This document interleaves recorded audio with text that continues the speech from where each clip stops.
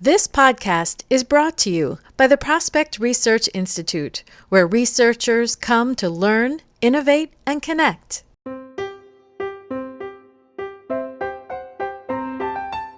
There were people on that list that were high net worth individuals who we didn't know. We didn't have them in our database. They had no public gifts to environment, but he knew them and they came. And out of that, we got, well, there were more than three, but these three couples were so very interested in our presentation. They asked lots of great questions. They were very engaged and they want to know more and they want to become involved. So that was a fabulous outcome. Welcome to Prospect Research Chat Bites, a podcast by and for prospect research professionals. I'm Jennifer Filla. Today, I'm talking with Chris Mildner, Prospect Research Analyst at the Nature Conservancy. Hello, Chris. Thank you for joining me today on Chat Bites. Thank you very much for having me. I always enjoy being here. Yes, welcome back to the show, because way back in 2017, in episode 12, so early Chat Bites, you shared with me what it was like to move into healthcare after being a researcher in higher education. And now I'm wondering, what have you been doing since then? Now I work for the Nature Conservancy, which is an environmental organization, the best one as far as I'm concerned. I work with 4 business units, Oregon, Idaho, Alaska, and Canada. So I'm responsible for filling the lead pipeline, facilitating new discovery assignments, and doing lead and discovery analytics and tracking. And one of my responsibilities is creating sphere of influence lists, or as we call them, SOIs. Sphere of influence. SOI. Okay. SOI. I got it. Yeah. And you've been presenting on that sphere of influence to different APRA chapters. It's obviously on your mind. You're practicing it. And I'm really curious.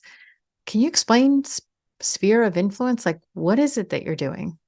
So a sphere of influence list it's basically you look at the network that a person has and you pull together the people and sometimes organizations, corporations and foundations on that list that have the capacity to give major gifts or have influence where you need influence. So I might include, for instance, some government people on there that could be influenced for environmental policy for us to see if they know them. So, but I tailor the list. So basically, I do 2 kinds of lists. One is basically what I would call a fishing list. It is basically comprised of just some names of people that have come to our attention that we would like to get engaged with. And I put them in front, well, I don't put them, our director of philanthropy puts them in front of the trustees or the campaign steering committee to see if anybody knows them. That's a quick and simple list to put together because I just have all those people coded and we get a little bit of result from that one. The other list I do is specifically tailored to one person for them to review, and that's their network. It's friends, neighbors, family members, coworkers, peers in the industry, co-committee members, anybody who they might know, sort of starting with those closest to them and working outward. And if I have enough room in the list, I might throw in a few fishing names, but usually I don't because our trustees are pretty good and they have pretty good networks. And then basically I go through the list and I hone it down to the ones that I think are most likely for them to know and have a good capacity to give. I don't spend a lot of time researching them because there's just too many. Like the last list I did had 265 names on it. Wow. It's a very well-connected trustee. And some of the ones that some of my fellow researchers at the Nature Conservancy do can have way more than that. So, you want to hone it down. But once I have the list together and I reviewed it with my team and we've decided these are the best names, then the fundraisers, and there's always 2, one to steer the conversation and one to take really good notes, sit down and they review it with the person, and we come up with the people that they know well and are willing to help open the door and or cultivate them. So when you're making this list and you're putting the names and you're telling the person the influencer, how he or she is connected to the name on the list. How much research are you doing on that name on the list? Like, are you putting them through a wealth screening kind of check, or like how? Because you don't have an address, because you're relying on the influencer to be able to contact them. How do you assess whether they have capacity or? Well, I'm pulling the names from things like RelSci, Foundation 990s. So I know basically who the people are and where they work and what their position is.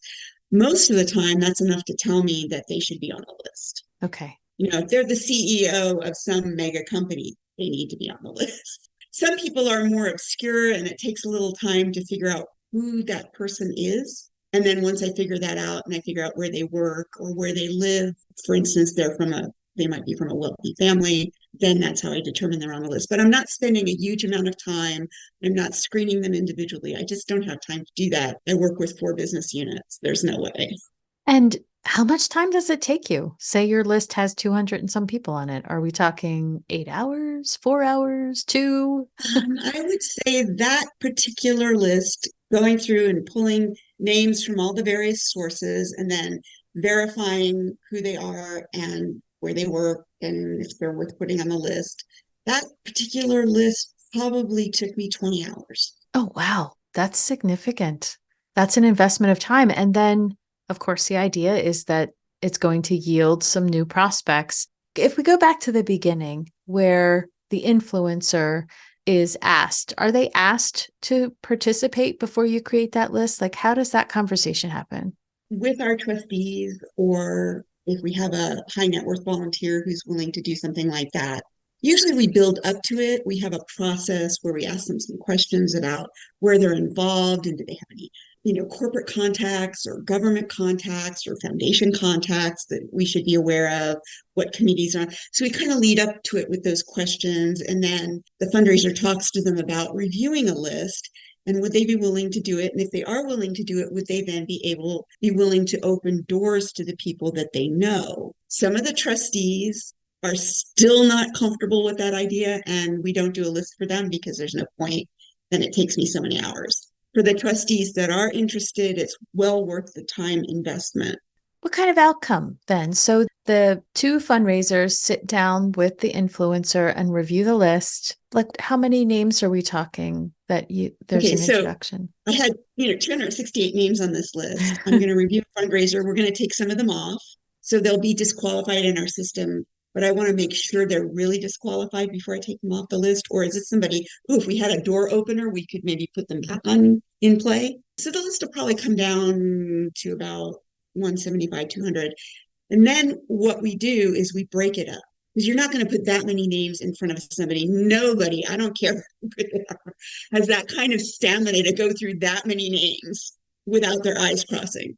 I depend on the fundraiser who knows the trustee or high net worth person really well to let me know, is this a person who you can put 50 names in front of, or am I better to limit it to 25 because they're really busy or they tend to go down bunny trails when you're talking to them? I kind of work with the fundraiser to figure out how many names we should put on a list, and then we prioritize them. So I have one trustee right now that we have 4 lists for. We've gotten through 2 of them. We did, I think, 30 or 40 names at a time. He's very focused. So we were able to get through more names with him. Out of those 2 lists, we probably had 10 or 12 people that he was willing to follow up with. And that's in process. And we've tiered those. So because he's very busy, we're not going to do all 12 at once. We're going to start out with 2 or 3. And then once those have gotten going and he can hand them off to the fundraiser, then we'll do another 2 or 3. So it's a process. It's not fast. I can give you another example. We had one trustee, we did a list with him about 18 months ago. We've had a couple meetings with him and people from the list since then. And then, as he got more comfortable with it, he decided, I would be happy to host an event. So we used the soy list to create a curated invitation list. We had a really good outcome for people who came. There were people on that list that were high net worth individuals who we didn't know. We didn't have them in our database. They had no public gifts to environment, but he knew them and they came. And out of that, we got, well, there were more than 3, but these 3, we didn't even know they had environmental interest. These three couples were so very interested in our presentation. They asked lots of great questions. They were very engaged and they want to know more and they want to become involved. So that was a fabulous outcome. And then there were a couple people that we knew had some environmental interest, but we hadn't really gotten in front of, who also were coming along. So I would say out of that event, we probably got another three or four people in addition to the three. Ooh, surprise, surprise. They came and they're interested people. So that was a really good outcome. And to get to put them into a situation with peers, social, that's wonderful. Wow. So it is worth the time. And then you have that list, the work is done. You can keep working the list for quite a long time. Yes. It sounds like it requires a close partnership with those fundraisers so that you can Yeah. keep going back and forth. Who should be on? Who should be off? What happened when we went over it with him? And Yeah, and I do all the tracking. So I gather the information. The fundraiser who took the notes brings the information back. I put that in the database. We use that to manage the list and to prioritize. And then we also use that to put the list in front of the trustee of these are the things that you said you would help us with periodically, just to make sure that things are moving along. So I have that list for the fundraiser, which has more information on it, more detailed information. Then we have a short list for the trustee so they can sit down and follow up. I know in my experience with people who call me as a consultant, they hear about tools like relationship science. And what they really want me to do is just, pull a report and either find a pathway to someone like your phishing list, or can I just give them a list of these great prospects that the person knows? And it really just doesn't work that way. How do you manage the expectation around the list, or how did it all get started? Well, I do use RelSci and BoardX to basically start my list. But a lot of times I look at RelSci and BoardX, and if I'm trying to get to somebody, a lot of times it's like 7 degrees to Kevin Bacon. There might be two people between us and that person. And so it's sort of a crapshoot whether they're really going to know them. So I don't really find, unless they're extremely visible, high net worth people who are on lots of committees, you're not going to find that pathway that easily. You have more luck with your local community, like a neighbor or somebody who's on a local board with them than you are with the national stuff. But RailSci is a good place to start, along with like the Foundation Center, where you can look up a person's name and see what boards they've been on, or ProPublica if you don't have Candid. But again, the information in RailSci, sometimes it's way out of date, sometimes it's wrong. I just had one. My trustee was on the Port of Portland, Oregon board, and they connected him with people on the Port of Portland, Maine board. And employment information can be incorrect. There were some people that was 5 or 6 jobs ago is what RailSci has, because they don't update them all the time. They can't. It's just impossible. There's too many. It is a good source for starting. I use a lot of other sources too. Did this all start with you, or was this an existing process before you got there? No, this started with me. Some of the other researchers have done them, but for my business units, they hadn't ever done them before. And I think they were a little skeptical about how well it would work.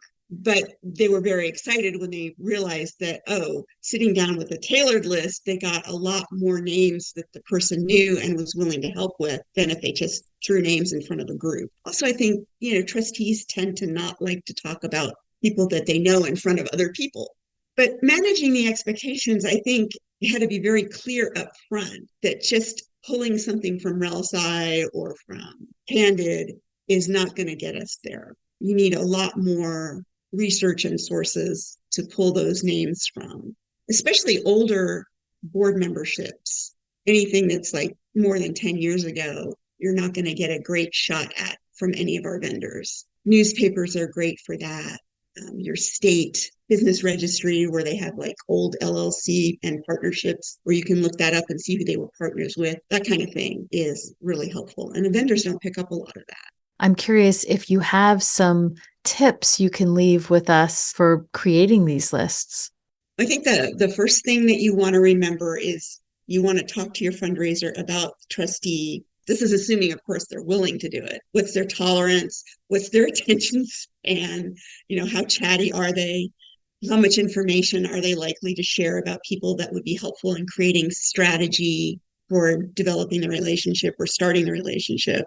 You also want to consider their breadth of sphere. I mean, we have some trustees that have very small spheres, and I think the list that I have for them is maybe 20 names, and there are others like this one I was just talking about where it's hundreds. And also the diversity of connections. Can they get us connected in, for instance, industries that we would like to have contacts in? Another tip is break it up into manageable chunks.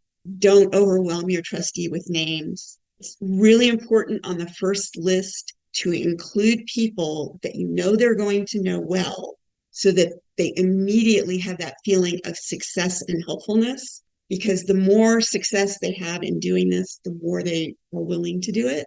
So you want to keep that going. So like the trustee I gave the example of, now that he's had this event and it's been so very successful, he's like, when can I do it again? Yay. And then, don't forget to include, like, if they're connected to in some way to a foundation or a couple of corporations, they're on boards, ask them about those. And, do they give grants to whatever your organization raises funds for? And again, always have two people in the room, one to guide the conversation and keep it on track to avoid bunny trails, and the other one to take really good notes and make sure that that person is a really good note taker, because you want as much detail as you get. Also, keep it brief. What we do is we have 3 questions. How well do you know the person? How can you help us gain entree? And what's a little bit of information to help us figure out what to do with them? Brief answers. And we tell them, anybody that you can connect us with, we will have another meeting to follow up in depth. So it's not, we're not trying to do it all in one meeting, which is, make their head explode. I mentioned earlier that you had made some presentations. Is it okay for people to reach out to you on LinkedIn and ask about those? And then I will also make sure that we have links for people to follow for APRA Carolinas and APRA Pennsylvania. The presentation is available via both of those chapters. And if they reach out to me on my LinkedIn page, I'm happy to share it with them. And if they have any questions after they get it, I'm happy to answer them. They can follow up with me. Wonderful. Thank you so much, Chris, for joining me again today. I appreciate it. Thank you so much for having me.